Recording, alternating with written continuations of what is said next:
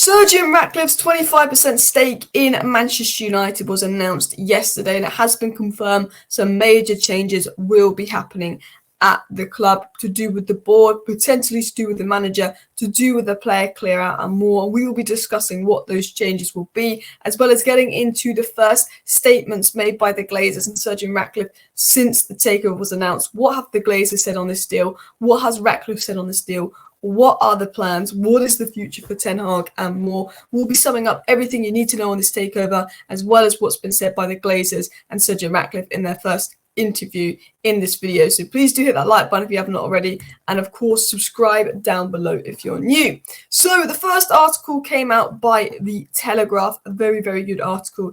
This came out very early Christmas morning, and it was said here, although Ineos will not be in place to materially influence the January window, changes are expected ahead of the summer. They are known to admire Dan Ashworth and have been looking at a whole host of other figures for potential recruitment positions.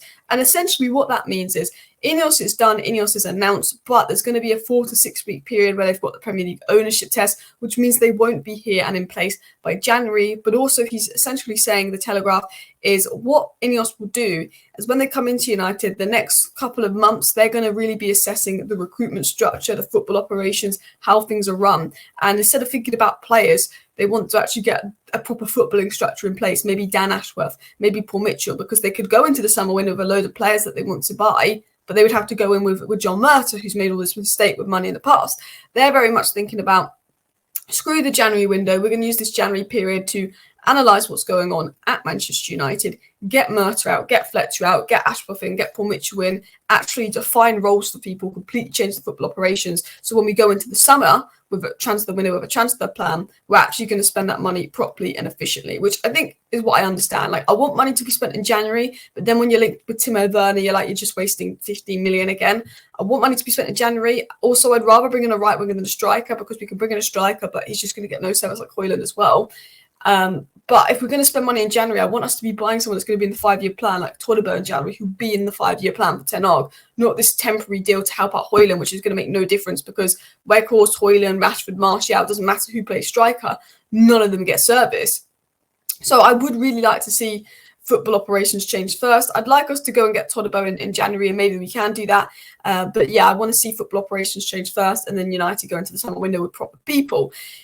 Now, what was said on Sir Jim Ratcliffe and what he can change and stuff, and then we'll get into what the Glazers and Ratcliffe have actually said on the takeover. But it was said, a well-placed source said the Glazers said to Sir Jim, you take over the football side. There have been conversations with the full board about budgets, money and FFP, but in the end, the decision around football will all be made by Jim. They said the business side and money side and the football side are obviously linked, so it's not to say the Glazers are complete bystanders, but Jim isn't going to do a deal like this and have his hands tied. So saying, look, Jim has full football control, and I believe that he's brought in Brailsford, he's brought in Blanc, he's probably going to bring in Ashworth or Mitchell or someone, and they're saying the Glazers have basically said, look, everything to do with football, you can decide, Jim, which probably is what the Glazers want. They don't care about the footballing side, they care about the commercial side. That will take it off their hands, and if things go wrong, Jim Ratcliffe's in charge, or his team's in charge, you can blame them, not the Glazers. So he's like, you can do everything with the takeover, blah, you can do everything with the footballing side, blah, blah, blah, but obviously FFP, the budget and money, does interlink with the Glazers' financial side, so they're saying that Ratcliffe will have control,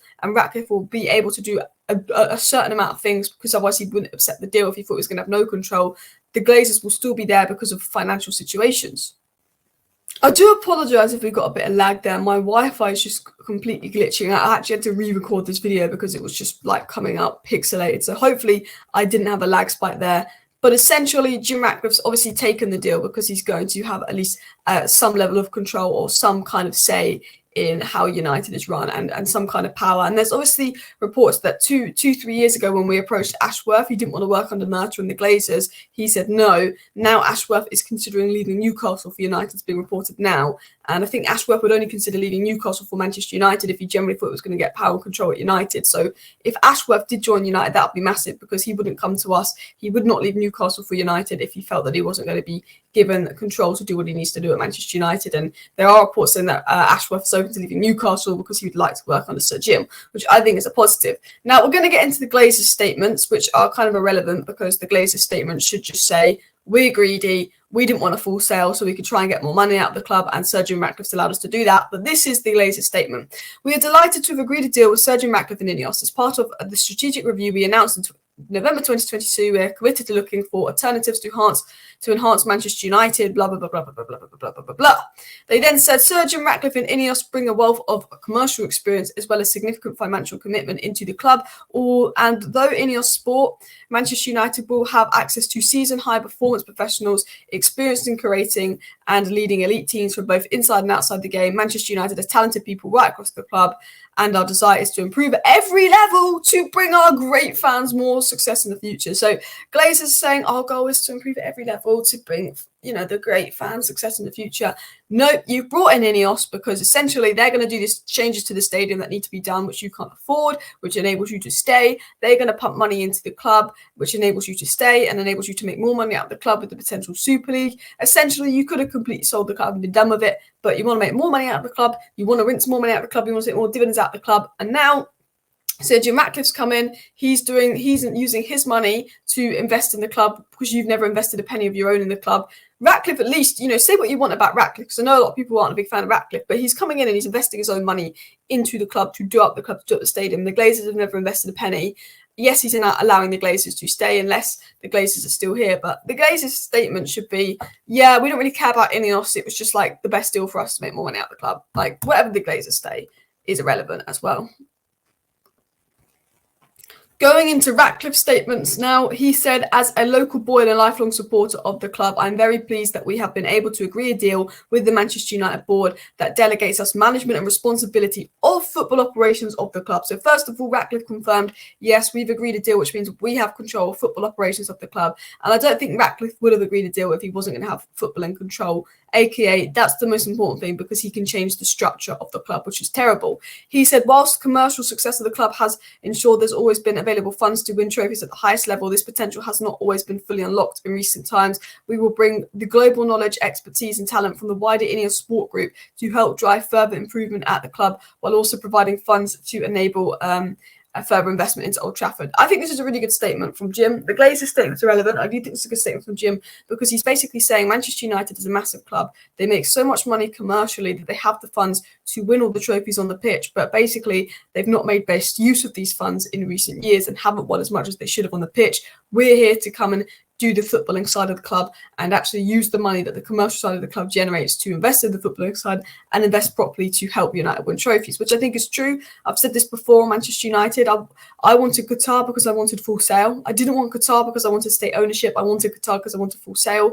I wanted the Glazers completely gone and I wanted owners to come into Manchester United that were going to have Manchester United success on the pitch at the heart of their project, not making money out of the club, because United is such a big club that I've said we don't need the money. We don't need the money that Newcastle or Man City have to compete at the very top. We just need owners that give a damn and run this club properly to compete at the very top. And although unfortunately the Glazers will be here, and I think Ratcliffe, agreeing a deal with the Glazers to keep them at United is a big red flag. At least I think if Ratcliffe prioritises sporting success and has control of football operations, the club can improve. We'll never be the club we're meant to be while the Glazers are here. The Glazers are still going to have some power and control over Jim Ratcliffe, but at least it will be a significant improvement, kind of like Arsenal and Liverpool, where their owners aren't the best, but at least they're putting the right people in place in terms of football operations, so they're not wasting money. I think we'll be like Arsenal and Liverpool. We'll have some kind of level of success. We're going to have people in there to help the club, but we'll still have bad owners, which will make it a little bit difficult, but at least it will be improvements.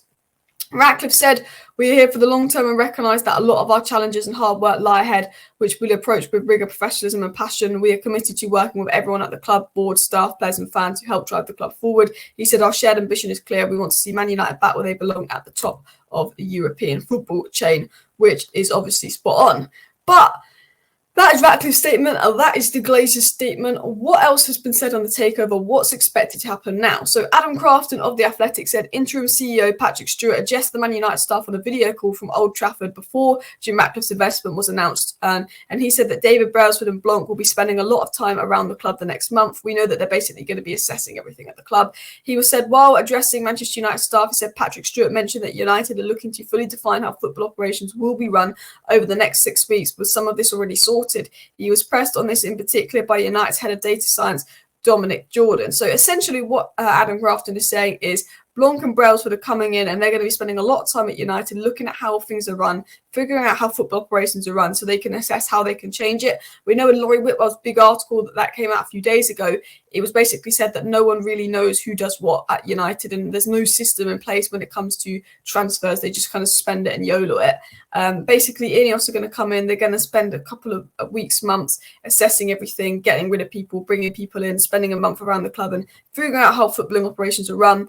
And Blanc will be a big part of that because Fabrizio Romano has confirmed that Jean-Claude Blanc will begin his role as Man United CEO very soon, coming in to replace Arnold. Brailsford's coming in. There's a feeling that United are going to make a push for Ashworth to replace Murta, and then obviously Paul Mitchell to replace Fletcher. Let's hope that happens. And obviously there's reports and rumours that maybe Graham Potter could come in to replace Ten Hag, because I'm sure Blanc, once he's coming in the next few weeks, and Brailsford will be looking at Ten Hag's position. But anyway, people, please do hit that like button. Of course, subscribe down below if you're new. Thank you for watching. See you next time. Bye.